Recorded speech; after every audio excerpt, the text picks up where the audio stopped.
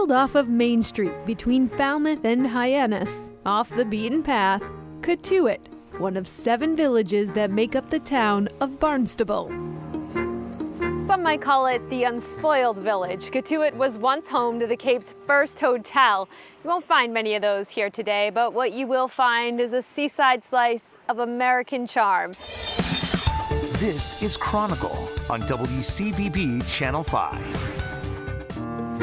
Cotuit, where public beaches feel private, harbor views that look more like nature's art, and despite having a year-round population hovering around 3,000, Cotuit has its own market, golf course, post office, library, and local watering hole, the Kettle Hoe. If you never wanted to leave, you don't really have to. And we found some who never have. I'm just lucky to have been here all my life.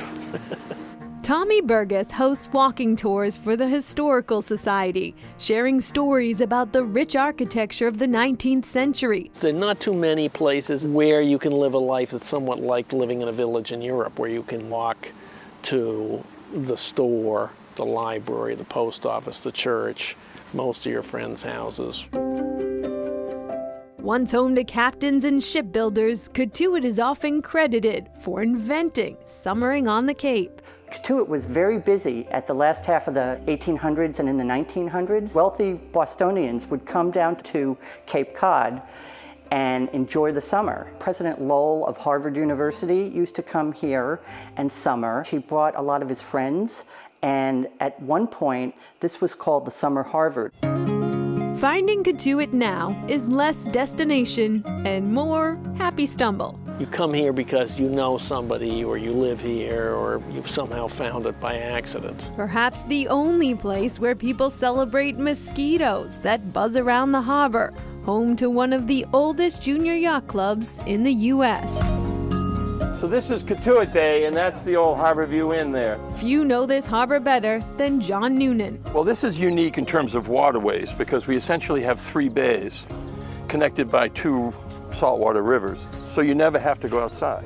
And it's arguably some of the most scenic homes and settings on the Cape. It's a special place. That's the entrance door. A retired tech executive from Boston, Noonan now owns and operates Cotuit Harbor Tours. There are a lot of charter captains on the Cape. Most guys take people out fishing.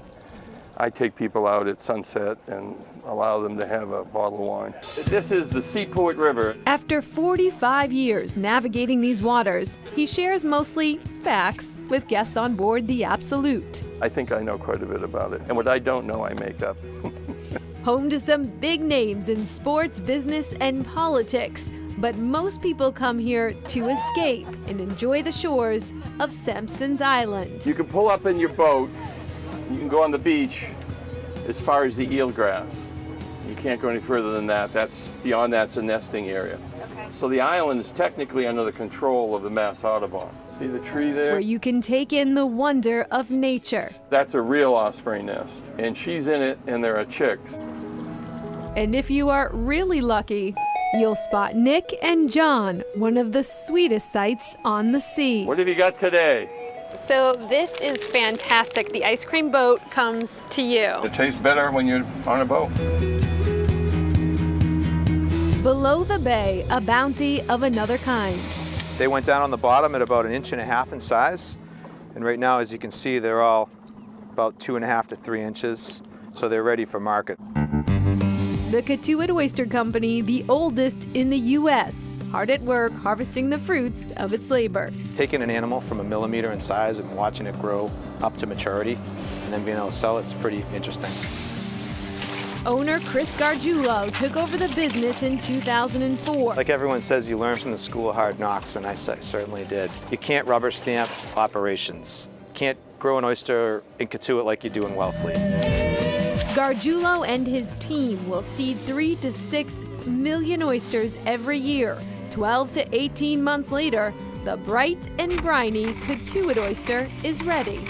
They all take on the attributes of where they grow. So the Cotuit oyster tends to be a little milder, not as salty as some of the oysters maybe on the outer Cape. though you wouldn't know it by the size of their shingles. After all, it's the oyster that matters here. This is a big business, both wholesale and retail, and they ship across the U.S. Shucking not included. We want to lift this hinge up, Okay. slide the knife forward, and cut over to the right. I think these might impede me, Chris. This is Well, those, like, those these are a are little big. extra large. Okay, let's try it out. Straight in and over. There you go. I shucked an oyster. A taste of Katuitt unlike any other. Cheers.